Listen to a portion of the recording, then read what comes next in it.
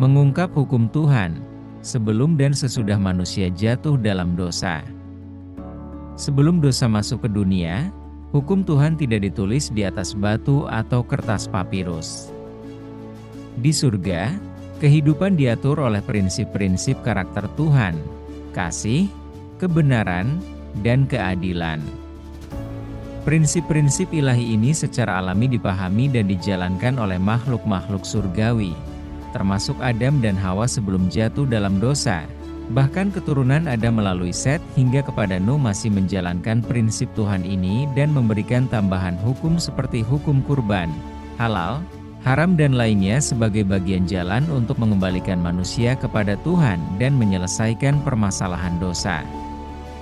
Namun, setelah dosa semakin merusak hati manusia, Tuhan membuat hukum tertulis melalui Musa untuk bangsa Israel. Walaupun hukum ini bersifat literal dan terbatas karena dituliskan di dua loh batu dan kertas papirus, hukum tertulis ini sangat diperlukan untuk bangsa Israel saat itu yang dipilih untuk menjadi imam bagi bangsa-bangsa lain yang tidak mengenal Tuhan dan menyatakan citra Allah yang telah sangat rusak oleh dosa, sehingga manusia dapat memahami kembali standar kebenaran dan keadilannya. Ulangan 4 ayat 13, Keluaran 24 ayat 12. Ketika Yesus datang, Dia mengajarkan tentang perjanjian baru, Ibrani 8 ayat 6-13, yang lebih baik daripada perjanjian lama yang diadakan dengan bangsa Israel fisik. Dalam perjanjian baru, Tuhan berjanji untuk menaruh hukumnya di dalam hati manusia dan menulisnya dalam pikiran mereka. Yeremia 31 ayat 33. Ini adalah pemulihan dari kondisi awal manusia, yaitu keadaan Adam dan Hawa sebelum jatuh ke dalam dosa, di mana mereka hidup bukan oleh hukum yang tertulis tetapi berdasarkan prinsip-prinsip Allah yang suci yang telah tertanam dalam hati mereka. Selain itu, penting untuk dipahami bahwa isi hukum moral tertulis di dalam perjanjian lama memiliki makna dan arti yang sejalan dengan maksud perjanjian baru.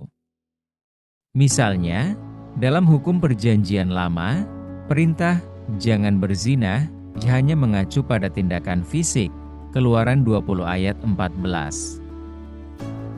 Namun, dalam perjanjian baru, Yesus memperluas makna hukum ini dengan mengajarkan bahwa bahkan memandang seorang wanita dengan hawa nafsu sudah sama dengan berzinah di dalam hati.